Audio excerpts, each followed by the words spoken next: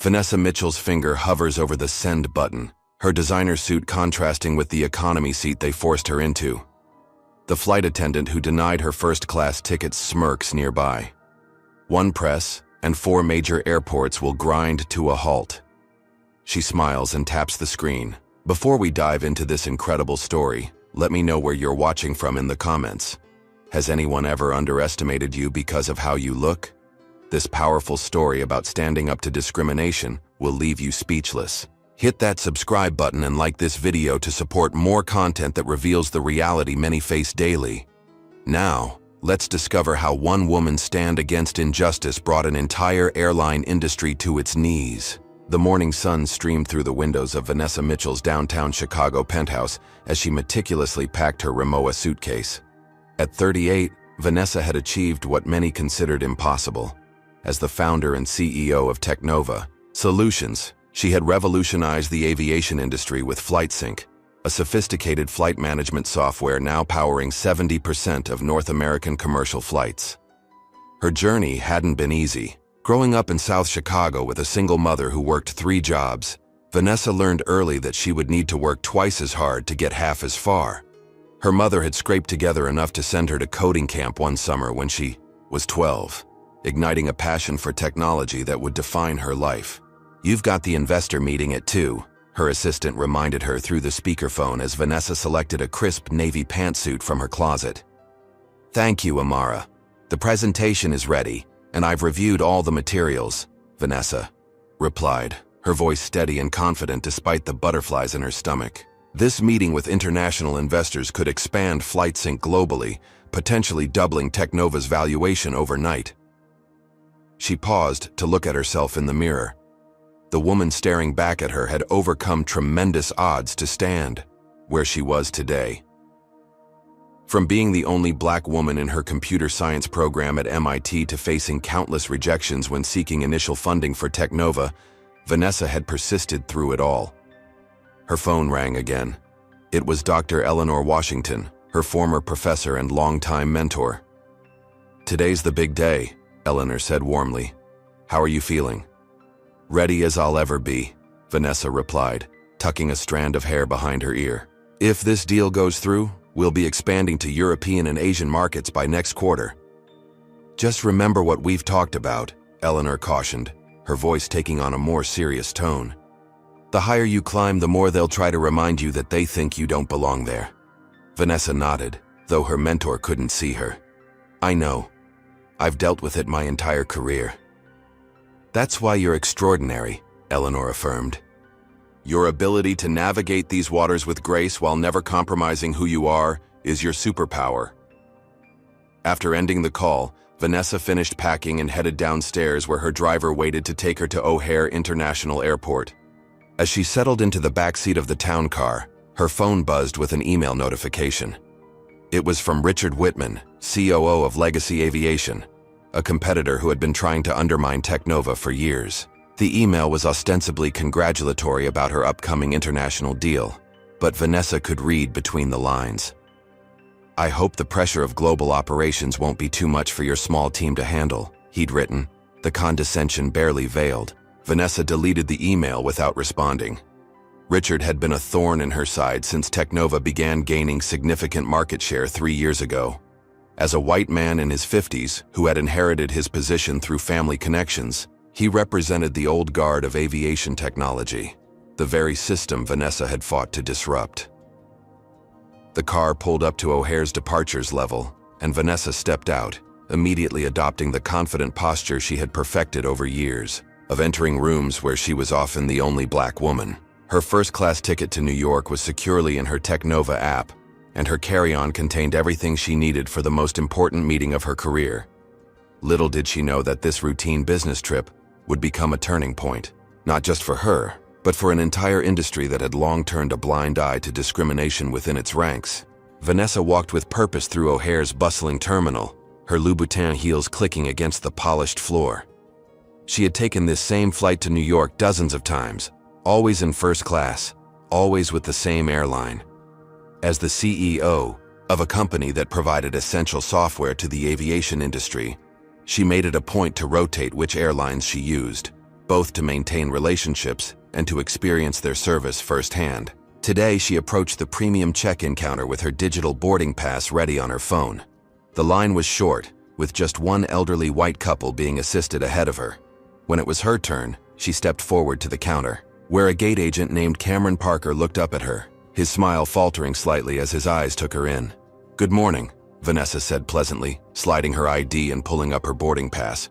"First class to LaGuardia." Cameron glanced at her ID, then back at her face, then down at his computer screen. Mitchell, he muttered as if he couldn't find her reservation, despite the digital boarding pass clearly visible on her phone.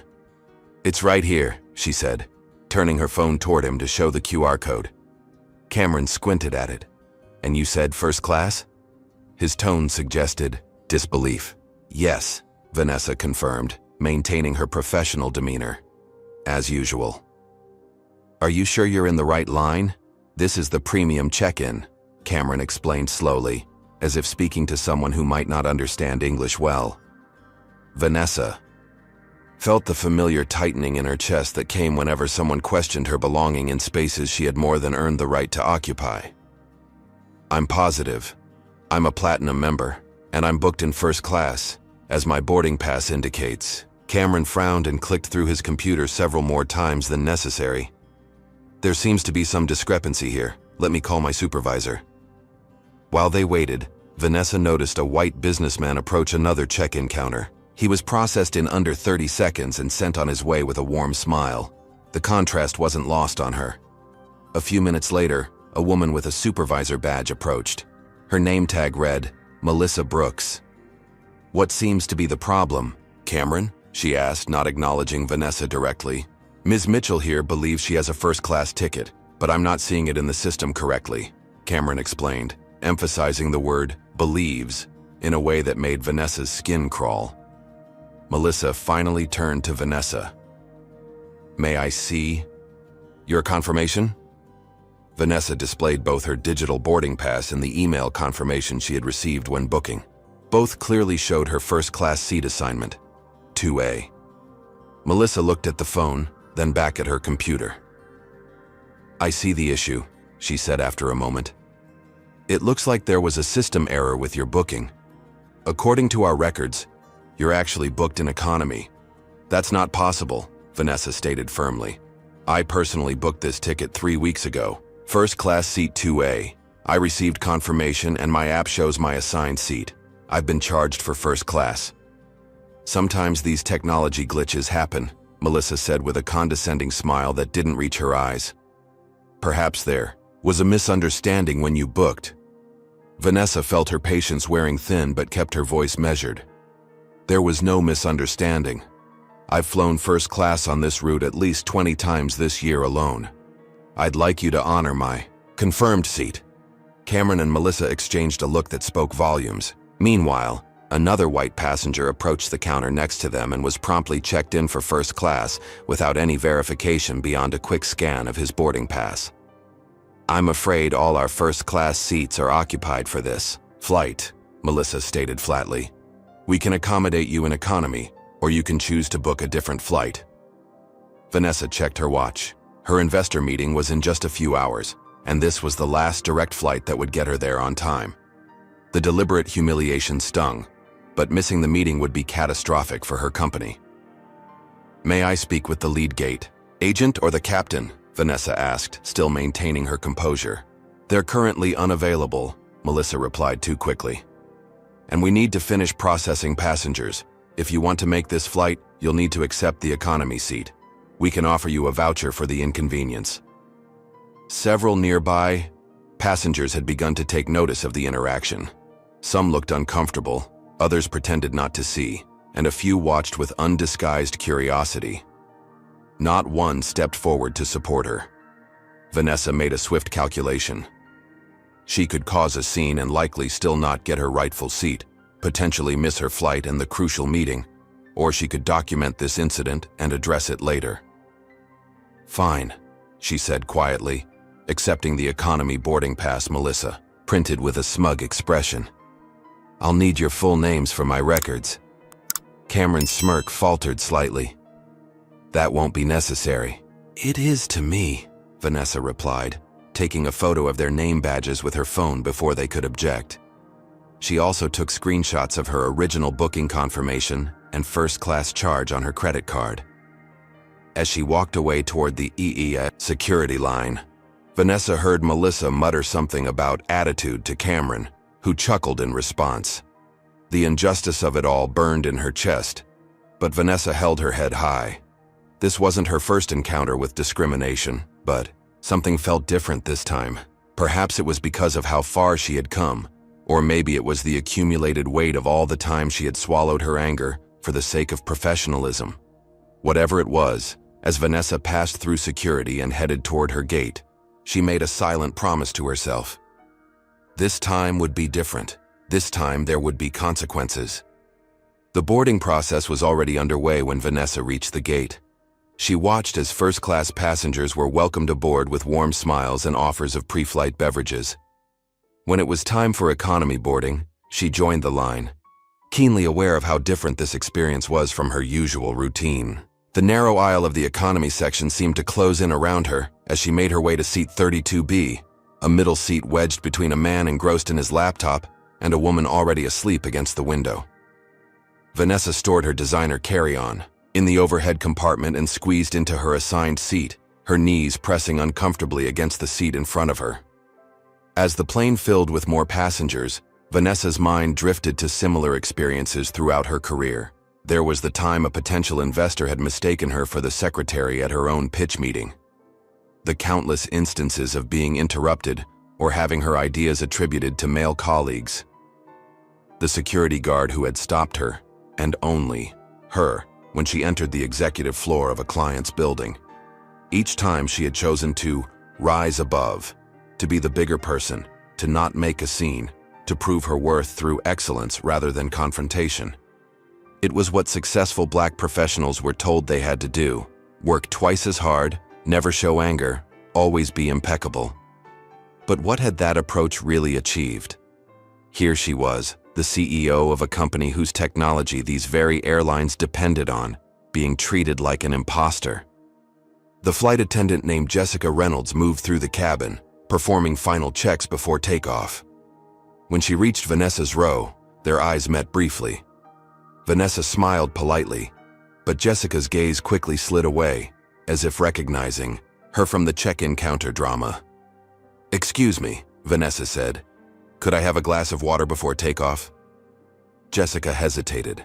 "We'll be serving beverages after we reach cruising altitude," she replied curtly before moving on, though Vanessa noticed her offering a water bottle to an elderly white passenger just a few rows ahead.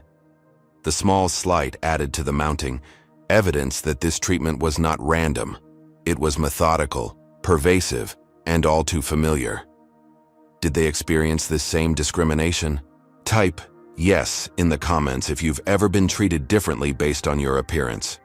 Hit the like button if you believe we need to expose these everyday injustices. And if you're wondering whether Vanessa should continue to rise above or finally take a stand, subscribe to see what happens next. What would you do if you were in Vanessa's position? Would you stay quiet to keep the peace, or would you use your power to demand change? As the plane reached cruising altitude, Vanessa discreetly connected to the in-flight Wi-Fi. She opened her email and began composing a message to her executive team, documenting the morning's events while they were still fresh in her mind. As she typed, she overheard a conversation between Jessica and another flight attendant who had paused in the aisle near her seat. "Can you believe the attitude?" Jessica whispered, just loud enough for Vanessa to hear. "These people get one good job and suddenly think they own the place." "I know," the other attendant replied. "First class isn't for everyone. Some people just don't know their place." Vanessa's fingers froze over her phone's keyboard. These people. Their place. The words hung in the air. Confirmation that this wasn't about a system error or a misunderstanding. It was about who belonged where, according to their prejudiced worldview. Taking a deep breath, Vanessa changed the recipient list on her email. Instead of just her executive team, she added her company's legal counsel and the head of research. She asked them to quietly pull data on discrimination complaints against this particular airline. especially those filed by Black executives or professionals. Within 30 minutes, a response landed in her inbox. Her research team had found multiple complaints filed against the airline over the past 5 years, with a pattern emerging. Black business and first-class passengers were disproportionately challenged about their seating assignments, subjected to additional security checks, or provided substandard service compared to their white counterparts. The data confirmed what Vanessa had suspected. This wasn't an isolated incident, but part of a systemic problem. And as she scrolled through the testimonials of other Black professionals who had endured similar humiliations, something shifted inside her. For years, she had bought into the idea that success meant enduring these indignities with grace, that speaking out would brand her as difficult or angry, labels that could derail her career. But now, sitting in that cramped economy seat, while her rightful place in first class was likely occupied by someone who hadn't faced the same scrutiny, Vanessa saw the situation with new clarity. Her silence didn't just hurt her, it enabled this treatment to continue for others. Her acquiescence didn't earn her respect, it merely made her complicity more convenient for those perpetuating the discrimination. As the beverage cart finally reached her row and Jessica reluctantly served her with minimal eye contact, Vanessa made her decision. This time would be different. This time, she would use every resource at her disposal to ensure there were real consequences. Not just for her own vindication, but for every person who had ever been made to feel less than because of the color of their skin. The realization was both terrifying and liberating. Vanessa Mitchell, the composed professional who had built her success on navigating white spaces without causing discomfort, was about to become something else entirely, an agent of change who would no longer prioritize others' comfort over her own dignity. And as the plane continued its journey to New York, Vanessa began formulating a plan that would send shockwaves through an industry that had taken her technology, but not her humanity seriously. Vanessa's town car pulled away from LaGuardia Airport, merging into the dense New York City traffic. On the surface, she maintained her usual composed demeanor, spine straight, expression neutral, responses measured. But internally, her mind was racing, formulating a strategy that would ensure this incident didn't simply become another anecdote about the indignities Black professionals routinely endured. Her phone rang. It was Anthony Richardson, Technova's lead legal counsel, calling, as requested in her email from the plane. "I'm already at your hotel," Anthony informed her as she answered. "Got the first flight out when I saw your message. This is serious, Vanessa." "I know," she replied, watching the city skyline come into view. "Meet me in the lobby in 20 minutes." Upon arrival at the Langham Hotel, Vanessa spotted Anthony immediately, tall and distinguished in his tailored suit, a serious expression on his face. They headed directly to a private meeting room he had arranged. "Before we discuss options," Anthony began once they were seated, "I want to be clear about something. We could go the conventional route, file a discrimination complaint, possibly pursue a lawsuit. You'd likely win a settlement, they'd issue a public apology, promise to do better, and nothing would fundamentally change." Vanessa nodded. "Exactly why I wanted to talk strategy. This isn't about compensation or an apology. It's about creating actual consequences for systemic discrimination." Anthony leaned forward. "Then we need to consider leveraging Technova's position. FlightSync isn't just software to these airlines, it's their operational backbone." "The thought had crossed my mind," Vanessa admitted, recalling a memory from 4 years earlier. She remembered the skeptical faces of airline executives when she first presented FlightSync, how they had questioned whether a company led by a Black woman could really deliver mission-critical aviation software, how one had even joked within her earshot about affirmative action tech, how they had only taken her seriously after a white male investor had vouched for her company's capabilities. "We need to gather irrefutable evidence," Vanessa decided, "not just of my experience today, but of the pattern." Anthony nodded. "I've already submitted requests for the security footage from O'Hare, and our team is compiling a comprehensive report of discrimination complaints against this airline, focusing on similar incidents with Black passengers in premium classes." "Good, but we need more. Can we reach out to others who've experienced this? Create a coalition?" "Already on it," Anthony confirmed. Based on social media data and public complaints, we've identified 27 Black executives who've documented similar experiences with this same airline in the past 18 months alone. I've drafted outreach messages if you approve." Vanessa was impressed but not surprised by Anthony's thoroughness. It was why she had hired him. He understood that in corporate America, Black professionals couldn't just be good, they had to be exceptional. "Send them," she authorized. "And let's get Aisha Johnson involved." Aisha was an investigative journalist who had been researching discrimination patterns in the airline industry for years. Her involvement would ensure this story wouldn't be easily dismissed or buried. "There's something else you should know," Anthony said, his expression darkening. "We found communications suggesting Richard Whitman at Legacy Aviation has been cultivating relationships with this airline's executive team, specifically targeting our contract renewal next quarter." Vanessa's eyes narrowed. Richard's email that morning suddenly made more sense. He hadn't just been condescending, he'd been gloating because he thought he was orchestrating her downfall behind the scenes. "So this might not have been random," she concluded.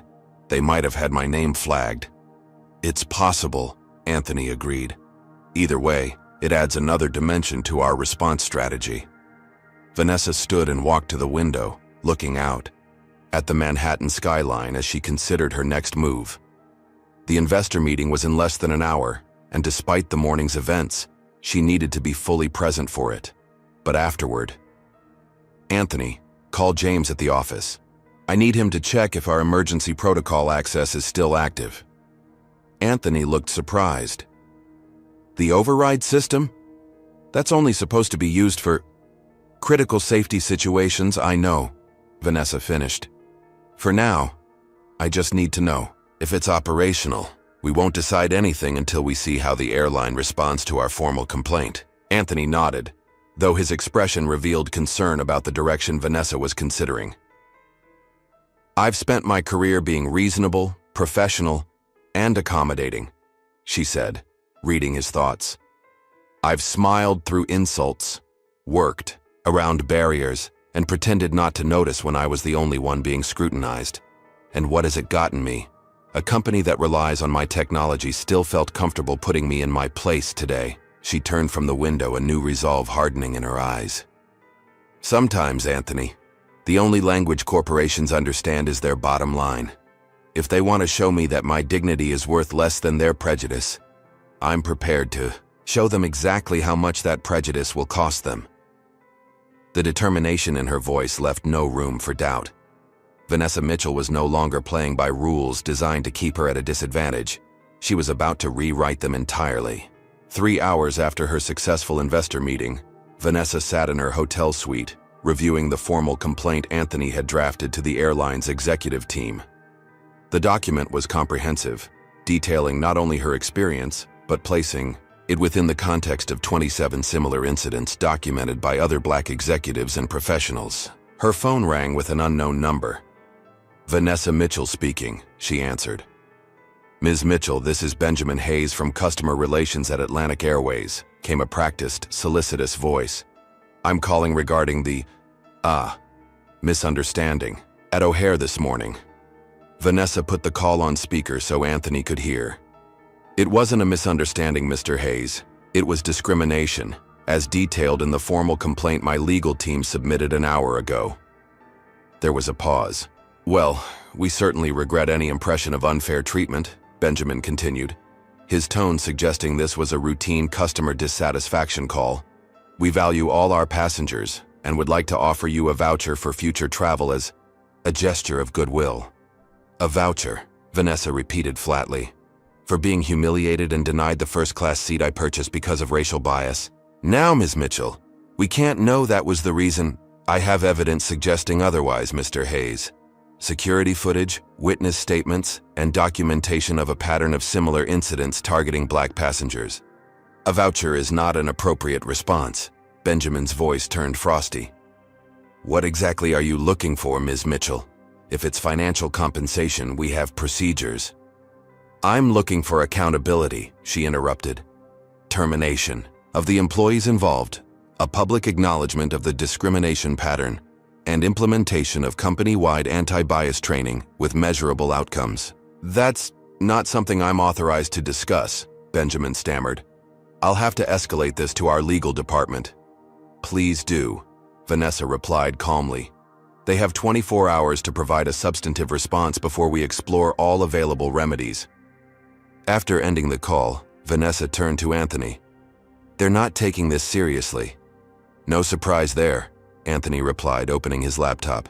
Take a look at this. He showed her an internal communication from the airline that their team had obtained through a contact. The email, sent between management members after her complaint was received, contained the dismissive line, "These people always complain when they don't get special treatment. Offer the standard voucher and it'll go away." Vanessa felt a cold anger solidify in her chest. "These people," she repeated softly. Her phone buzzed with an incoming text from James, her chief technology officer.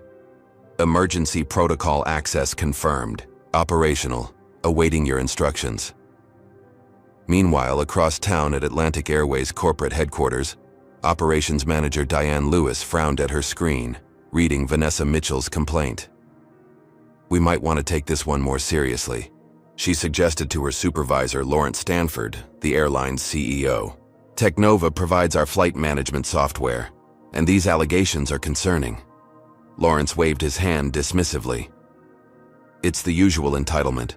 Someone didn't get the royal treatment they think they deserve, so they cry discrimination. Send it to legal with the others." "But sir, there's evidence of a pattern here, and Mitchell is well connected. Her company is—" "I know who she is," Lawrence interrupted irritably. "Just because she runs a tech company doesn't mean she gets special handling. We've got dozens of complaints every day. Follow protocol." As Diane reluctantly filed the complaint, her phone lit up with a notification. Richard Whitman from Legacy. Aviation was trying to reach Lawrence. She transferred the call. "Lawrence, good news," Richard's voice boomed through the speakerphone. "Our team has finalized the proposal to replace Technova's system with our Legacy Flight Command software. As discussed, we can offer a 10% discount if you sign before their contract renewal next quarter." Lawrence smiled. "Perfect timing, Richard. We just received a complaint from their CEO about some seating mix-up this morning. Might make the transition conversation easier if she's already unhappy with us." "Ah, yes, I heard something about that," Richard replied, his tone suggesting he knew more than he was letting on. "These tech startups never quite understand the complexities of airline operations, do they?" After the call ended, Diane sat uncomfortably with what she had overheard. It sounded as though the decision to move away from Technova had been made before any legitimate evaluation of Legacy's product, and possibly even before Vanessa Mitchell's complaint. Something felt off about the whole situation. Back at the Langham, Vanessa concluded her investor meeting with tremendous success. Despite the morning's disruption, she had secured international backing for FlightSync's global expansion. The deal would double Technova's valuation overnight and solidify her position as one of the most successful black female tech entrepreneurs in America. As she signed the final paperwork, her phone buzzed with a message from Aisha Johnson. Story. Researched and ready. Overwhelming evidence of discrimination pattern at Atlantic. Publishing tomorrow with or without their comment. They've had 4 hours to respond and haven't. Vanessa thanked the investors and returned to her suite where Anthony waited with updates. "The airline employees who witnessed your incident are being pressured to stay quiet," he reported. "Our contact says they've been told any public statements could impact their employment." "Of course," Vanessa said, unsurprised. "And the airline's response to our complaint?" "Nothing substantive. Their legal team sent a boilerplate denial of any discriminatory intent and offered a first-class upgrade on your next flight." Vanessa shook her head, a sad smile playing on her lips. "They still don't get it. This isn't about a seat. It's about dignity and consequences." Her phone rang again. It was James, her CTO. "We've confirmed something interesting," he said when she answered. "The specific employees who denied your seat, Cameron Parker and Melissa Brooks, have been involved in at least 5 similar incidents with black executives in the past year alone. And there's more. Richard Whitman from Legacy had lunch with Atlantic's CEO last week. The pieces were coming together. This hadn't just been random discrimination, it had potentially been orchestrated to undermine her and her company. "Thanks, James. Is the diagnostic protocol ready if needed?" "Yes," he confirmed. "One command from you, and we can initiate a system-wide diagnostic that would temporarily freeze their flight management operations. Completely legal under our contract's emergency access provisions." Vanessa took a deep breath. Using the emergency protocol wasn't a decision to make lightly. It was designed for critical safety situations, though technically, a system-wide diagnostic check was within her company's rights as the software provider. "Let's give them until morning to make this right," she decided. "If they continue to dismiss the severity of this situation, then we'll show them exactly how serious it is." As evening fell over New York, Vanessa received the airline's final official response. They would not be taking any meaningful action, maintained there was no evidence of discrimination, and considered the matter closed with their offer of a travel voucher. The message was clear. They believed there would be no real consequences for their actions. They were about to learn how wrong they were. Dawn broke over Manhattan as Vanessa stood at her hotel window, watching the city come alive. She hadn't slept much. The weight of the decision before her pressed heavily on her shoulders, not because she doubted the airline deserved consequences, but because she understood the far-reaching implications of what she was considering. Her phone rang. It was Dr. Eleanor Washington, her mentor. "I saw Aisha's article this morning," Eleanor said without preamble. "It's compelling, Vanessa. The evidence she's compiled of systemic discrimination at Atlantic Airways is damning. Yet their response was to offer me a voucher and suggest I was overreacting," Vanessa replied, her voice steady despite her fatigue. "So what will you do now?" Eleanor asked, knowing her former student well enough to sense she had a plan beyond conventional remedies. Vanessa took a deep breath. "I'm considering using Technova's emergency protocol access, a 30-minute system, diagnostic that would ground all Atlantic flights using our software." There was a long silence on the other end. "That's significant," Eleanor finally said. "The disruption would be massive." "It would," Vanessa agreed. "But so is the impact of the discrimination they perpetuate daily. They've made it clear. They don't take this seriously. So I need to speak in a language they understand, their operations and their profits. Have you considered the ethical implications? The passengers who would be affected?" "Extensively," Vanessa confirmed. "The diagnostic would be temporary, 30 minutes maximum.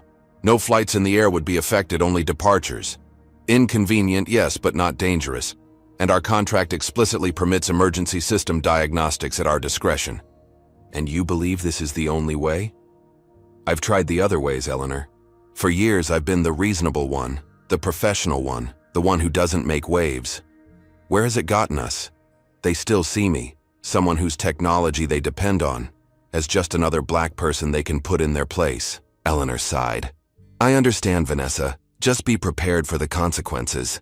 Not everyone will see this as justified no matter how right you are." "I know," Vanessa said softly, "but sometimes change only comes when the cost of the status quo becomes too high to bear."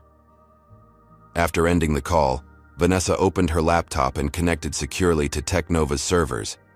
The emergency protocol system appeared on her screen, requiring her authorization to activate.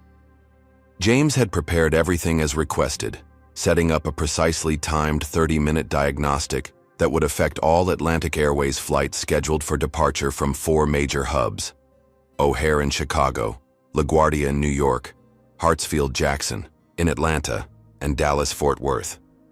Her finger hovered over the authorization button. Was she really prepared to do this? To potentially impact thousands of travelers to make a point about discrimination?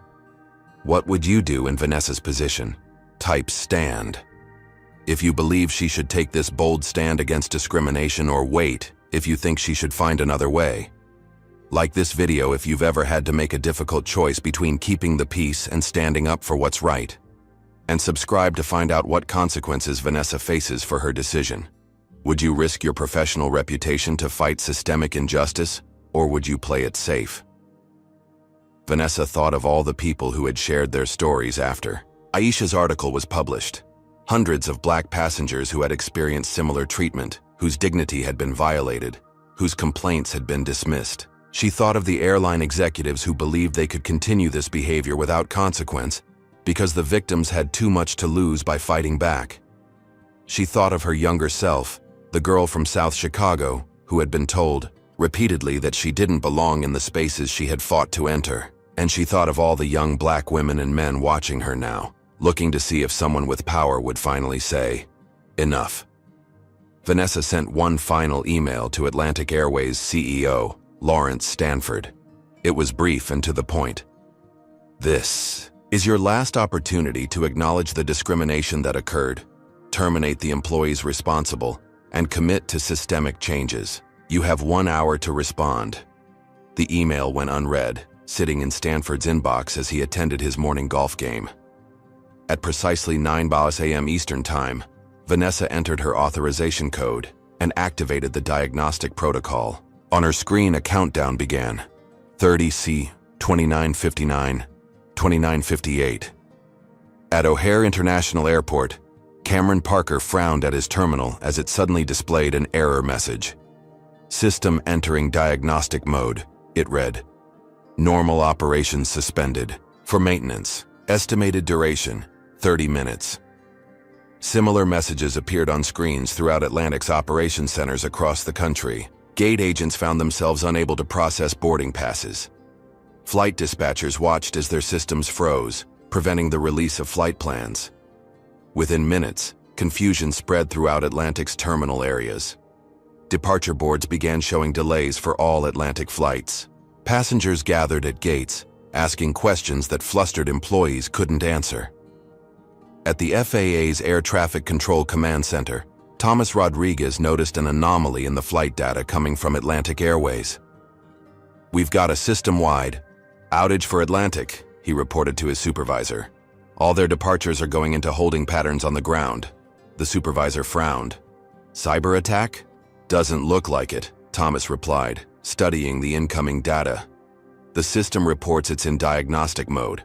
That's an internal function, not an external breach."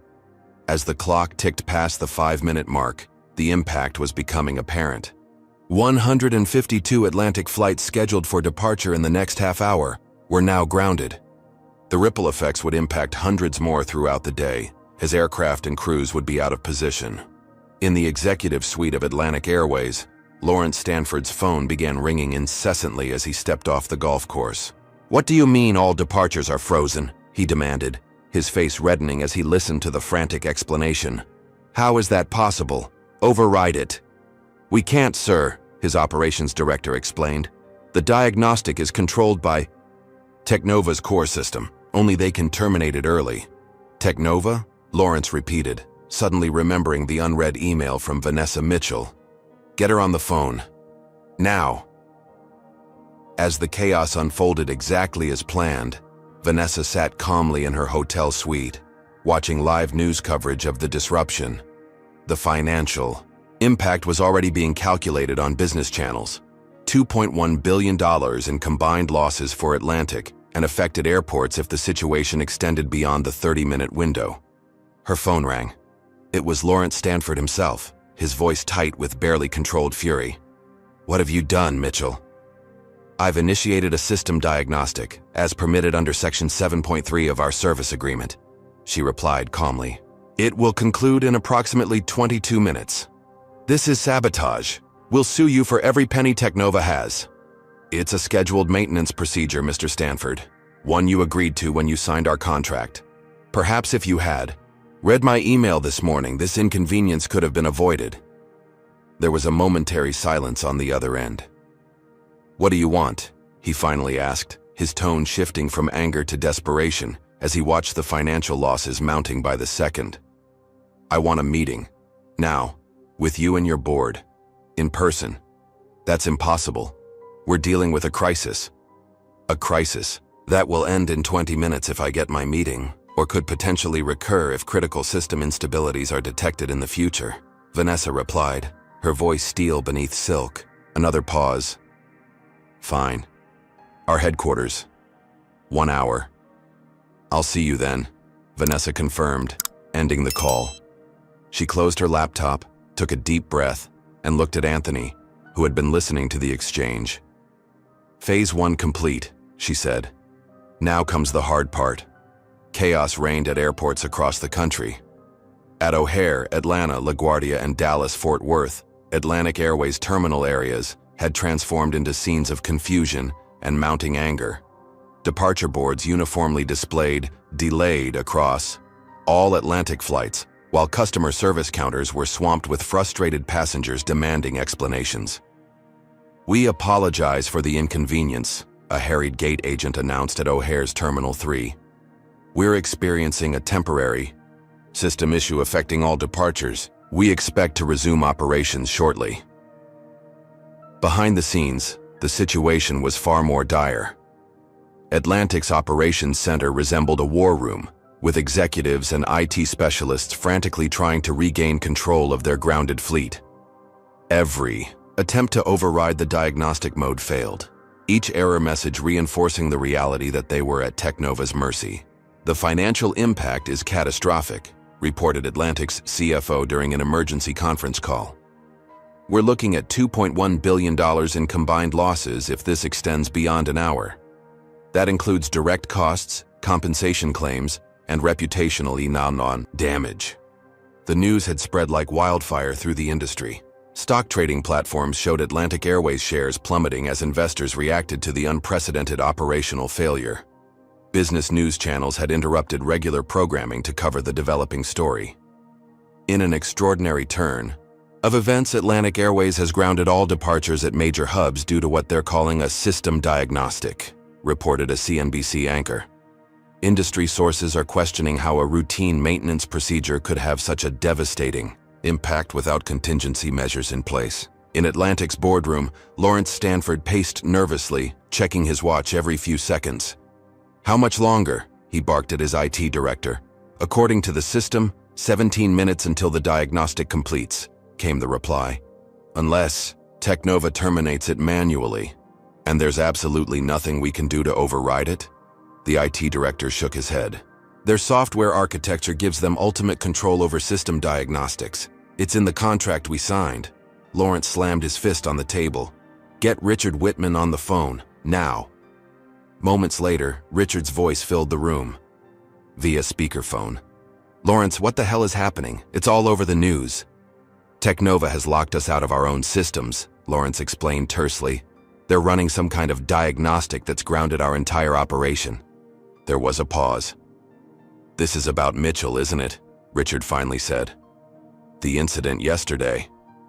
"You knew this could happen?" Lawrence demanded, his face reddening further. "Not this specifically," Richard backpedaled. "But I warned you. She was dangerous. That's why we've been working on replacing her system with ours." "Well, your replacement better be ready immediately, because I'm about to fire Technova as soon as we regain control." Richard cleared his throat. "About that, our system won't be fully operational for at least 6 months, and the migration would take another 3. Lawrence's expression turned ashen as the implications sank in. "You're telling me we're completely dependent on Technova for the foreseeable future?" "Unfortunately, yes," Richard admitted. "FlightSync is deeply integrated into your operations. There's no quick replacement." As this reality dawned on the Atlantic executives, social media was exploding with speculation about the cause of the disruption. Hashtags like #Atlantic Grounded and #Flight Chaos were trending worldwide. Some users had already connected the dots between Aisha Johnson's article about discrimination at Atlantic and the current situation. Anyone else find it interesting that Atlantic Airways is experiencing this technical issue right after being exposed for systematically discriminating against black passengers? One viral tweet read, "Technova's CEO Vanessa Mitchell was one of those passengers yesterday. Technova provides their flight software. Just saying." At the FAA's command center, the situation had initially been treated as a potential security threat. Thomas Rodriguez and his team had immediately begun investigating for signs of external hacking or sabotage. "It's definitely not a breach," Thomas confirmed after analyzing the data. "The diagnostic protocol is a legitimate function within FlightSync, initiated through proper authorization channels. So someone at Technova triggered this deliberately? His supervisor asked. Looks that way, Thomas replied. And technically they're within their rights. The service agreement gives them authority to run diagnostics when they deem necessary. Get Homeland Security on the line anyway, the supervisor ordered. This level of disruption to national air transportation needs oversight regardless of contractual technicalities. Meanwhile, in her town car heading to Atlantic's headquarters, Vanessa received a call from her public relations director. The media is connecting the dots, she was informed. Your incident yesterday, Aisha's article, and now the system diagnostic. They're requesting statements. No comment until after my meeting with Atlantic, Vanessa directed. But monitor the conversation closely. Just as her car pulled up to Atlantic's corporate building, Vanessa's phone rang again. This time, it was Lawrence Stanford himself. The diagnostic has completed, he said, his voice tight with controlled fury. But the damage is done. This meeting better be worth it, Mitchell. Oh, it will be, Vanessa assured him, stepping out of the car where Anthony waited for her, because you're finally going to understand exactly who you're dealing with. As they walked toward the entrance, Anthony leaned close. They've called in representatives from the FAA and Homeland Security, he whispered. They're trying to frame this as a security issue. Vanessa nodded, unsurprised. Let them. We've operated within our legal rights, and now they know exactly how much their discrimination costs. The security guard at the reception desk did a double take when he saw her, having clearly been briefed about her arrival. Ms. Mitchell, he said nervously. They're waiting for you in the main boardroom. As Vanessa and Anthony entered the elevator, they knew they were headed into a confrontation that would either change an industry or potentially end Technova. Either way, there would be no returning to the status quo where discrimination could continue without consequence. The elevator doors opened, revealing a corridor leading to Atlantic's executive suite. Vanessa straightened her shoulders and walked forward with the confidence of someone who had just demonstrated precisely how much power she held. In the boardroom ahead, a group of men in expensive suits waited tensely, their expressions a mixture of anger, fear, and dawning respect. They had dismissed her dignity yesterday. Today, they had learned they couldn't afford to dismiss her power. The boardroom fell silent as Vanessa Mitchell entered, followed by Anthony. 12 pairs of eyes tracked her movement as she calmly took a seat at the opposite end of the long table from Lawrence Stanford. The tension in the air was palpable, a mixture of hostility, disbelief, and newfound wariness. You've made your point, Ms. Mitchell, Lawrence began, his attempt at maintaining composure betrayed by the slight tremor in his voice. Now you've got your meeting. I hope you realize the legal consequences of what you've done today will be severe. Vanessa placed her portfolio on the table, her movements unhurried and deliberate. Before we discuss consequences, Mr. Stanford, I'd like to introduce everyone present. She gestured to Anthony. This is Anthony Richardson, Technova's chief legal counsel. Then she turned to the strangers in the room. And you gentlemen are? A stern-faced man in a government-issue suit spoke up. Thomas Wilson, Federal Aviation Administration. This is Agent Clark from Homeland Security. We're here to investigate the disruption to critical transportation infrastructure. Vanessa nodded respectfully. Thank you for coming. Your presence will be valuable as we discuss the systemic issues that led to today's diagnostic procedure. Systemic issues? Lawrence scoffed. You deliberately sabotaged our operations because of a seating misunderstanding. There was no misunderstanding, Vanessa corrected, her voice calm but firm. What happened yesterday was a clear instance of racial discrimination, consistent with a pattern of similar incidents involving black passengers on your airline. Anthony, would you please distribute the evidence packages? Anthony handed folders to everyone present. Inside was Aisha Johnson's comprehensive report, supplemented with affidavits from 27 black executives who had experienced similar discrimination, statistical analyses showing disproportionate verification of black first-class passengers, and internal communications revealing a culture that normalized such treatment. This is a fishing expedition, sputtered Harold Jenkins, Atlantic's chief legal officer. A collection of anecdotes doesn't prove systemic bias. Page 12, Vanessa directed. You'll find internal emails between gate managers explicitly, instructing staff to verify black passengers in premium classes more frequently because they're more likely to be in the wrong section. The FAA representative frowned as he read the document. These communications appear authentic. Is this accurate, Mr. Stanford? Lawrence glared at Vanessa instead of answering. Whatever complaints you have could have been addressed through proper channels. Instead, you chose to hold our entire operation hostage. I did attempt proper channels, Vanessa countered. My formal complaint was dismissed with an offer of a travel voucher. But more importantly, the proper channels have failed the 27 people in those documents, not to mention countless others who didn't have the resources or platform to speak up. She turned to the government officials. Gentlemen, what happened today was a scheduled system diagnostic, fully within Technova's rights under our service agreement with Atlantic Airways. Section 7.3 specifically permits us to conduct maintenance procedures when we identify potential system vulnerabilities. This was no maintenance procedure, Lawrence objected. This was retaliation. It was necessary system verification, Vanessa corrected. Given that Atlantic staff demonstrated yesterday they make operational decisions based on racial bias rather than factual data, we needed to ensure that bias wasn't affecting other aspects of system implementation. As the argument intensified, the boardroom door opened and Richard Whitman walked in, his presence unexpected by most in the room. Richard, Lawrence looked confused. What are you doing here? I came as soon as I heard the diagnostic had completed, Richard explained, smoothly, taking a seat. As your technology partner moving forward, I thought I should be present for this discussion. Vanessa smiled slightly. How convenient, Mr. Whitman. I was just about to address your role in this situation. Richard's confidence faltered.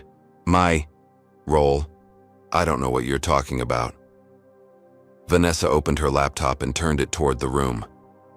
This is an email exchange between Mr. Whitman and Atlantic's terminal manager at O'Hare, dated 2 days ago. In it, he provides a list of VIPs to watch for, with my name highlighted, noting I should receive special attention to ensure proper verification of credentials. The color drained from Richard's face as his own words appeared on screen. That's taken out of context, he stammered. Is it? Vanessa challenged. Because it seems remarkably clear that you orchestrated yesterday's incident as part of your campaign to undermine Technova and replace our software with legacies. Inferior product. Lawrence turned to Richard, betrayal evident in his expression. You told me this was about legitimate business competition. You never mentioned targeting her personally. The authentication of that email is questionable, Richard attempted, looking desperately around the room for support and finding none. Agent Clark, Vanessa addressed the Homeland Security representative. I believe using corporate influence to orchestrate discriminatory treatment based on race might interest your department, particularly when it affects critical infrastructure providers. The agent nodded gravely. We'll certainly be investigating these allegations. As Richard squirmed uncomfortably, Lawrence Stanford seemed to realize his position was deteriorating rapidly. The evidence of discrimination was substantial, the collusion with Richard increasingly apparent, and the technical dependency on Technova undeniable. What exactly do you want, Ms. Mitchell? He finally asked, his tone notably more subdued. Vanessa closed her laptop and leaned forward. I want accountability and meaningful change, not just for me, but for everyone who has experienced discrimination at Atlantic Airways.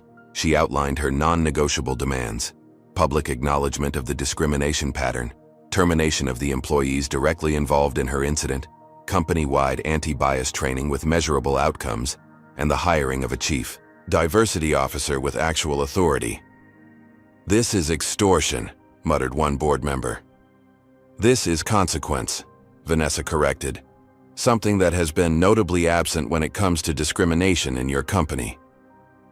The room fell silent. As the reality of their situation became clear, several board members whispered urgently to each other, calculating the financial implications of refusing Vanessa's terms versus the mounting losses from extended system instability. And if we refuse? Lawrence finally asked, though his tone suggested he already knew the answer. Then we would have serious concerns about Atlantic's commitment to implementing our technology properly, Vanessa replied evenly. Flight sync requires regular diagnostics to maintain optimal performance. Today's procedure was scheduled for 30 minutes. Future necessary diagnostics might require longer periods. The implied threat hung in the air. With 152 flights already grounded and cascading delays affecting hundreds more, the prospect of extended or repeated diagnostic episodes was unthinkable. You wouldn't dare, Lawrence challenged, but without conviction. Mr. Stanford, Vanessa said, her voice quiet but penetrating. Yesterday your employees decided I didn't belong in first class despite my valid ticket. Today I demonstrated that without Technova, your planes don't belong in the sky. Which of us has more to lose by continuing this confrontation? The board members exchanged glances, a silent consensus forming. Finally, Harold Jenkins, the legal officer, cleared his throat. Perhaps we should discuss these terms in more detail. As the negotiation proceeded, Richard Whitman attempted to slip out unnoticed, only to find his path blocked by Agent Clark. We'll need to ask you some questions about those emails, Mr. Whitman. Within an hour, documents were being drafted and signed. Atlantic Airways would make a public statement acknowledging the discrimination Vanessa had experienced and committing to systematic changes. Cameron Parker and Melissa Brooks would be terminated immediately. Anti-bias training would begin within 2 weeks, and a search for a qualified chief diversity officer would commence with Vanessa's input on the selection committee. As the last signature was applied, Vanessa stood and closed her portfolio. Gentlemen, I look forward to a more equitable relationship moving forward. She turned to leave, then paused at the door. Oh, and Mr. Stanford? Flight Sync will continue operating normally now that our concerns have been addressed. But remember, we'll be watching very closely to ensure these changes aren't just on paper. With that, she walked out, leaving behind a room of powerful men who had just learned that discrimination wasn't just morally wrong. It was also bad for business. 1 month after what media outlets had dubbed the Flight Sync standoff, Vanessa Mitchell sat in her Chicago office watching CNN's business report. Atlantic Airways stock has rebounded following their comprehensive anti-discrimination initiative, the anchor announced. The airline's public acknowledgement of racial bias issues and subsequent reforms have been praised by industry watchdogs and civil rights organizations alike. The screen showed footage of Atlantic's new chief diversity officer, Dr. Gabrielle Turner, a respected scholar in organizational equity, speaking at a press conference. This isn't about checking boxes, Dr. Turner was saying. This is about fundamental cultural change throughout our operations. Vanessa smiled slightly as she muted the television. The aftermath of her stand against Atlantic had been both more challenging and more rewarding than she had anticipated. The initial public reaction had been deeply divided. Many had praised her courage in using her position to force accountability for discrimination that would have otherwise been ignored. Technova standoff had trended for days, with thousands sharing their own experiences of discrimination in spaces where they didn't belong according to someone else's prejudiced view. Others had criticized her methods, arguing that disrupting air travel for thousands of passengers was disproportionate retaliation for a personal slight. Several opinion pieces had questioned whether she had abused her company's power, setting a dangerous precedent for tech providers to hold critical infrastructure hostage. The FAA and Department of Transportation had launched investigations into both Atlantic's discriminatory practices and Technova's use of system diagnostics. Ultimately, they had cleared Vanessa of wrongdoing, acknowledging that the diagnostic procedure was within contractual rights, while issuing a formal warning to Atlantic Airways for systematic violations of anti-discrimination laws. Richard Whitman hadn't fared as well. The evidence of his orchestrated harassment had led to his resignation from Legacy Aviation amid a separate investigation into corporate sabotage. His replacement had taken a notably more collaborative approach with Technova, focusing on legitimate competition rather than underhanded tactics. A knock at her office door interrupted Vanessa's thoughts. It was James, her CTO. "The new implementation is ready," he announced. "Atlantic's updated training protocols have been integrated into FlightSync's onboarding module. Every employee who accesses the system will now complete anti-bias training as part of their certification. Excellent, Vanessa nodded. And the tracking metrics? In place, James confirmed. We'll have anonymized data on how staff interact with passengers across demographic categories. Any statistical anomalies will trigger automatic reviews.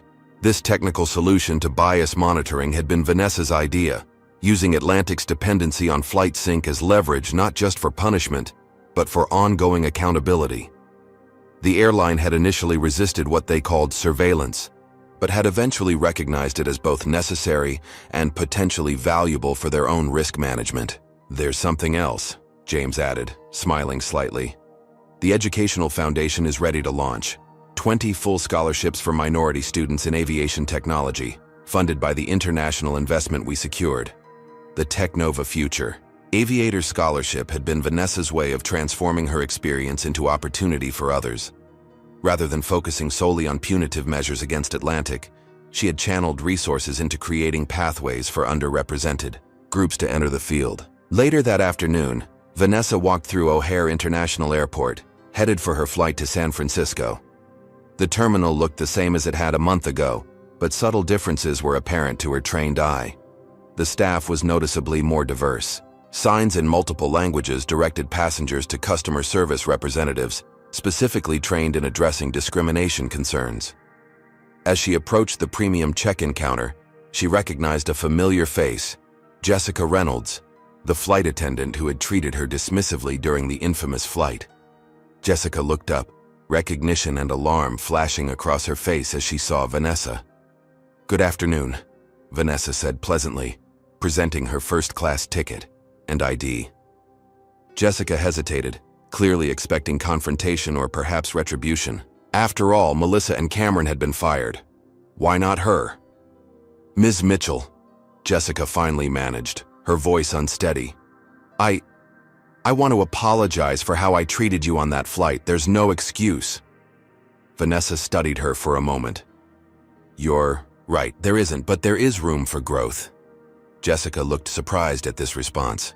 "I've been through the new training program," she offered hesitantly.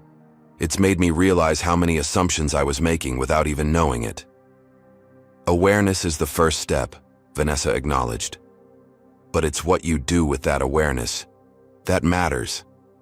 "I understand if you want to report me," Jessica said, bracing herself. Vanessa shook her head. "Punitive measures alone don't create lasting change, Ms. Reynolds. Sometimes what's needed is the opportunity to do better once you know better." She collected her boarding pass and added, "I hope you'll extend the same grace to others who don't look like you expect them to in first class." As Vanessa walked away, she felt a sense of closure. This wasn't just about one incident or one airline. It was about challenging the countless small indignities that accumulated into systemic injustice and using power, when one had it, to create accountability where it had been absent. Boarding her flight, Vanessa was greeted respectfully by a diverse flight crew. The captain, a black woman, personally welcomed her aboard with a knowing smile that spoke volumes. As the plane taxied for takeoff, Vanessa looked out at the runway where a month ago, 152 flights had stood grounded by her decision. The cost had been high, $2.1 billion in losses, weeks of media scrutiny, and hard questions about the intersection of corporate power and social justice. But as she watched an Atlantic Airways plane take off ahead of them, bearing the company's new slogan, "Everyone belongs in the sky," she knew it had been worth it. Sometimes, meaningful change only came when the cost of discrimination became higher than the cost of doing right. What do you think about Vanessa's approach to fighting discrimination? Was using her company's power justified, or did she go too far? Comment below with your thoughts on whether systemic change requires dramatic action or can happen through more gradual means. If you've ever had to make a difficult choice between speaking up or staying silent in the face of injustice, share your experience. Don't forget to like this video if Vanessa's story resonated with you, subscribe for more powerful true stories about standing up against discrimination, and share this with someone who needs to hear that sometimes you have to use your power to create the change you want to see in the world.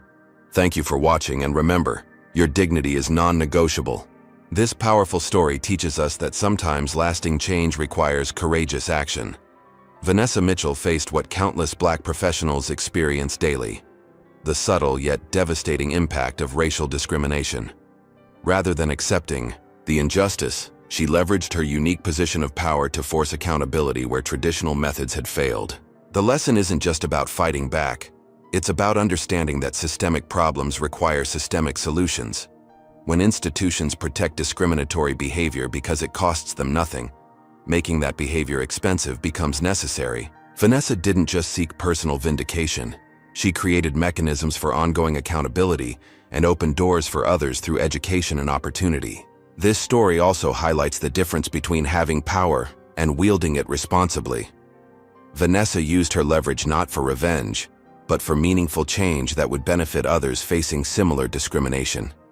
She understood that true justice isn't about punishment alone, but about creating systems where dignity is non-negotiable for everyone. What would you do if you had the power to change an unjust system? Have you ever witnessed discrimination and wished you could do something about it? Share your thoughts in the comments below. If this story resonated with you, please hit the like button and subscribe for more powerful stories about standing up against injustice. Share this video with someone who needs to be reminded that their dignity matters and should never be compromised.